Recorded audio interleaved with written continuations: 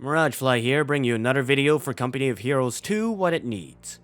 Today, we're going to be looking at the M20 for the Americans.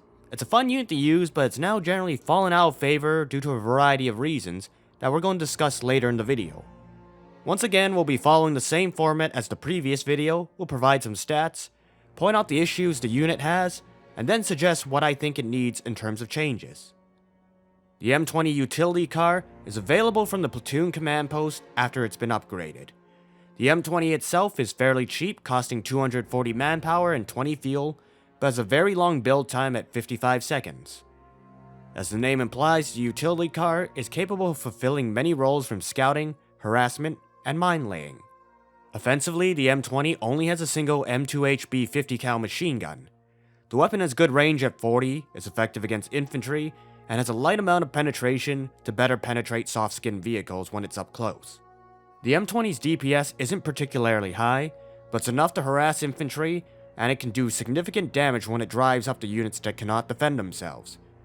On the move, the M20 takes a 50% accuracy penalty, but it does have a 50% accuracy bonus against snipers. Do note the M20 can actually shoot at aircraft, but due to some weird stats that it has, it's very unlikely to happen. Like, I don't even know what these numbers mean. Mobility-wise, the M20 is one of the fastest vehicles in the game before you count abilities such as Step on It or Blitzkrieg.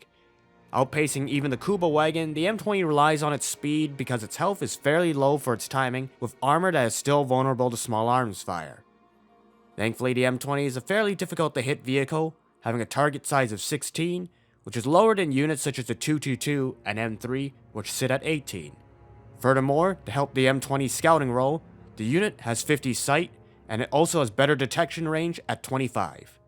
This makes the M20 an excellent spotter for supporting units, especially when it's received Veterancy.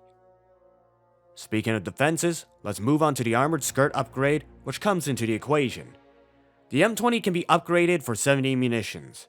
Once upgraded, the M20 will gain additional health and armor, moving the value from 240 to 320, and improving its armor, though it's still not completely bulletproof. The skirts are mainly there to protect it against autocannons and the 120 damage model. Tanks and anti-tank guns, which have the 160 damage model, will still two-shot the M20, which means the extra survivability often doesn't come into play. As for abilities, the M20 has two main abilities outside the vehicle crew disembark. The first one is a smoke screen for 30 munitions. Deployed immediately, the smoke blocks line of sight for 25 seconds, and units will believe there's a shot blocker for the first 12. During those 12 seconds, units will be forced to clear the smoke to engage when given regular attack orders, even when given line of sight, forcing the player to use attack ground. This smoke is the M20's primary way of escaping danger when it encounters vehicle hunters or anti-tank fire that it cannot avoid. The M20's other ability is to plant the most powerful anti-tank mine in the game. Mixing the best qualities of the Regal and Teller mine, the mine is capable of dealing heavy damage to vehicles, and it will immobilize those that survive.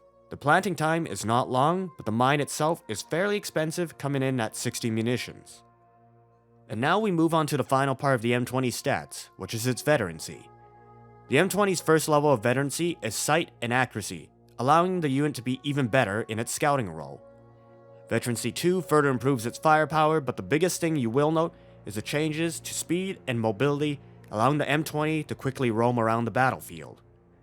Veterancy 3 are mainly offensive bonuses, allowing the M20 to kite infantry more effectively with improved weapon accuracy, as well as shortening the time to plant mines.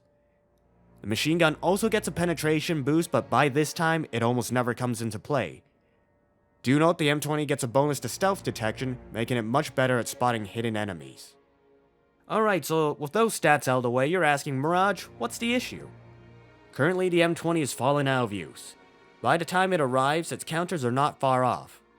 With little ability to defend itself against units such as the 222, the M20 is fairly difficult to use, making the Stuart and 50 cals a better choice to get as your units from the platoon command post. That doesn't mean the unit is bad in itself. Its anti-infantry damage is still decent, it provides considerable utility, and it has a very important scouting role in the game. Prior to the nerf, the M20 was a common sight. It had a longer window of opportunity to harass the enemy before the Stuart arrived, and this led to a very potent light vehicle combo that can be considered oppressive. Combined with the bazooka crew, the M20 could also defend itself against the lighter vehicles. Now, however, the M20 can no longer defend itself, and it also has less opportunity to roam the field. This makes it difficult for the M20 to accomplish a lot before other light vehicles arrive in response, and the resources spent on the M20 would probably have been better going in the 50 cals or the Stuart light tank itself. So what needs to be done? In my personal opinion, what I think needs to be done for the M20 is to pull back some of the timing changes. This will be focused on the M20 itself with a reduction anywhere from 15 to 20 seconds, so a partial revert of the previous nerfs. This will give the M20 just a bit more time to operate before its counters arrive onto the field. There are other parts of the M20 that do need changes though. One of them is the armored skirts.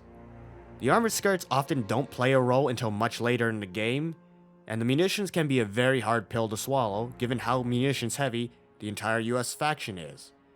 A shift of manpower and fuel would be better.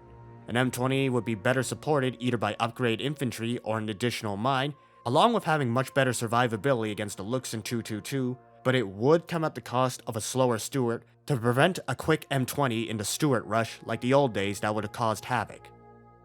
So timing changes and adjustments to the cost of the armored skirts are the main things I think the M20 needs. Anything else is not as vital as there are counters in the tier against light vehicles such as the 222 in the form of the Stuart and the 50 cal. But what do you think? Are these enough for the M20? Or does it need much more to perform in its role? But place your suggestions down in the comments below, and be sure to check out the Twitch channel where we play a lot of Company of Heroes, and you can see some M20 gameplay from time to time. Thanks for watching, and this will be miragefla, signing off.